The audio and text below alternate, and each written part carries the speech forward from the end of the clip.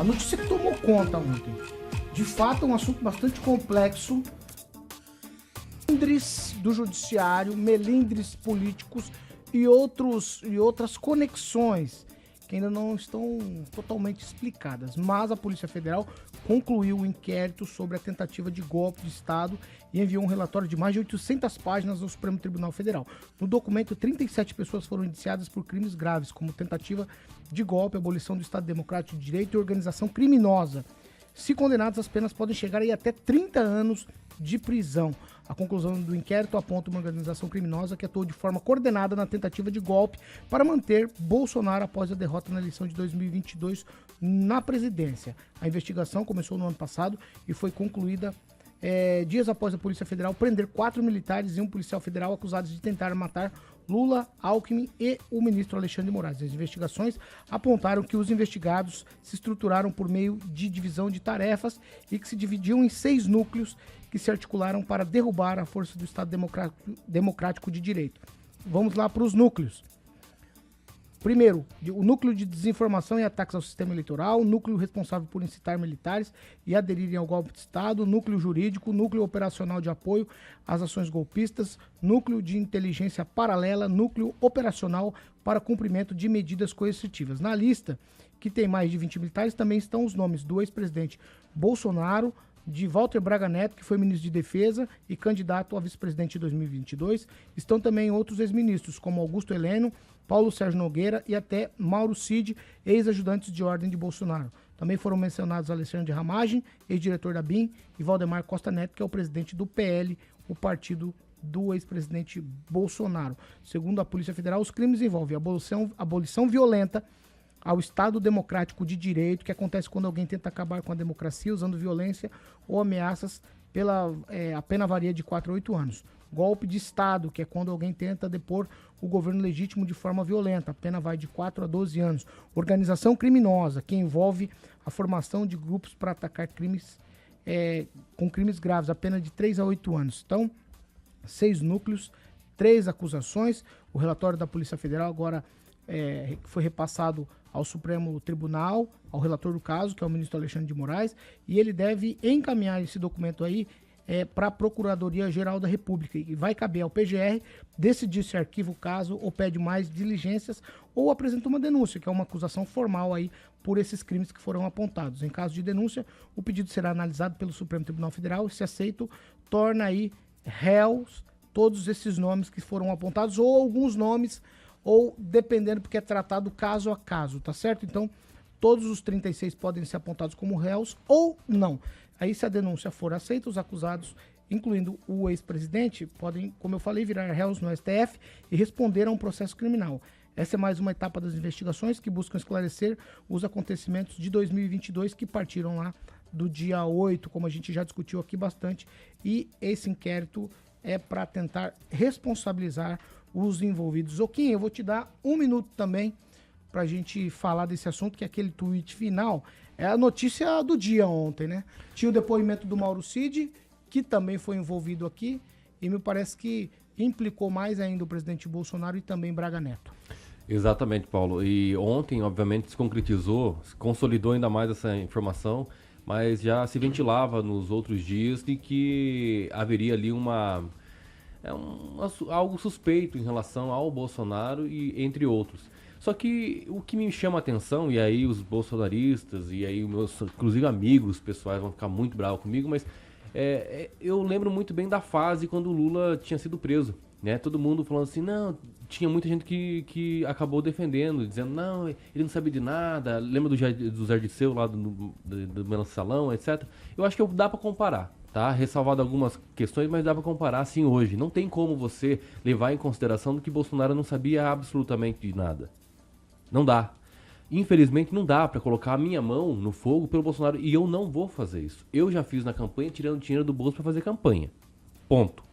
Hoje eu não coloco a minha cara pra queimar, muito menos a minha mão, por ele. Então assim, as instituições brasileiras como a Polícia Federal, o Ministério Público Federal estão investigando, estão trazendo informações. Existem delação, assim como aconteceu na Lava Jato, como todo mundo já defende aqui. Teve delação. Então, assim, não dá para ignorar. Então, só para concluir, a única questão aqui que eu deixo aqui as minhas, por ser advogado, não concordaria que o Alexandre de Moraes conduzisse isso, porque ele também é vítima disso. Teria que ser algum substituto para fazer isso. A única ressalva que eu faço. Mas não vou colocar a mão do Bolsonaro, porque, na minha opinião, ele já sabia de tudo. Fernando Tupan, 1 minuto para você. Ô, Paulo Caetano, você viu que o preço do tomate aí, ó, alguém falou R$ 25 em Maringá. Olha só, o tomate que é vermelho está embaixo. Aqui em Curitiba, eu mandei uma foto para vocês no grupo ontem, o abacate verdinho a R$ 30. Só esqueci de mandar o pimentão, que tá o pimentão amarelo, tá 25 pila. O que será que vai acontecer nesse Brasil daqui para frente? Paulo Caetano.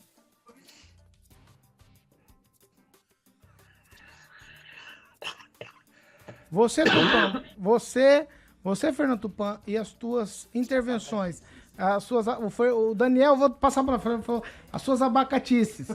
Vai, Daniel Matos, vamos lá. Daniel Matos, ó, a notícia do dia ontem foi o relatório da Polícia Federal indiciando 36 pessoas e nomes importantes aí que já fizeram parte do primeiro escalão do ex-presidente Bolsonaro, incluindo o próprio ex-presidente.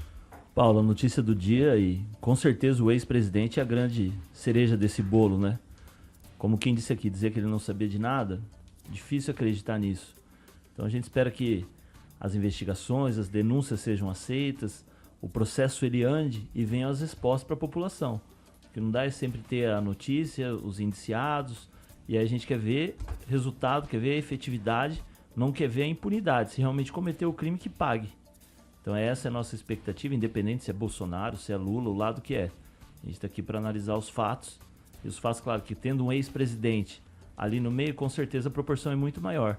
Então a gente espera que a justiça faça a sua parte e traga as respostas que todos esperam. Professor Jorge, 1 minuto. Ô Paulo, essa questão é interessante, mas ela deve ser analisada desde uma perspectiva um pouquinho mais distante, né? Vamos lá para o ano 2020 e 2021. O Bolsonaro vai lá e sanciona com vetos uma lei, né, que vai substituir aquela lei de segurança, né, nacional. E, claro, justamente nela, ele vai vetar 2 dispositivos que hoje se revelam como estratégicos para a atuação dele e do governo dele e do grupo dele nesse atentado ao Estado Democrático de Direito. O primeiro foi que não seriam consideradas crimes, né, aquela divulgação em massa de fake news. E o que ele fez? Ele divulga fake news a respeito da questão eleitoral. Então ele veta um dispositivo que impediria ele fazer justamente o ataque às urnas e ao Estado Democrático de Direito, já com a perspectiva dessa atuação. E a segunda é que os militares não podem ser penalizados. E aí você vê como hoje o núcleo que está sendo investigado tem o Bolsonaro ali, mas a maioria predominante, aí todos 37, os 40, os 50, são militares. Então ele veta justamente aquela tentativa, né, dos militares atacando o Estado de Direito, e ele diz, não, o militar não pode ser considerado crime essa atuação. E agora vemos os militares atuando contra o Estado Democrático de Direito. Então Bolsonaro traça uma estratégia, o grupo dele traça uma estratégia que vem lá desde o dia que ele assume o governo, destruindo os conselhos de participação da sociedade. Professor? E adianta então com a estratégia da destruição do Estado Democrático de Direito. Muito mal, menino, se portou muito mal, tomara que não volte nunca mais. Ângelo Rigon, 1 minuto. A verdade vos libertará e estamos chegando na verdade, né? Na verdade, o que a gente viu foi um desenho muito mal feito do golpe de 64, que também envolveu basicamente militares. Só que essa vez, ao contrário de 64, houve até plano, um roteiro impresso, porque eles acreditam no eletrônico, impresso dentro de uma impressora, dentro do Palácio do Planalto. Então um desenho, uma cópia muito mal feita, porque também a inteligência do capitão era tão grande que levou a ser praticamente expulso. Houve um acordo para ele sair do exército. Né? O ex-presidente General Geisel chamava ele de mau militar. Está aqui a prova de que o Geisel tinha razão.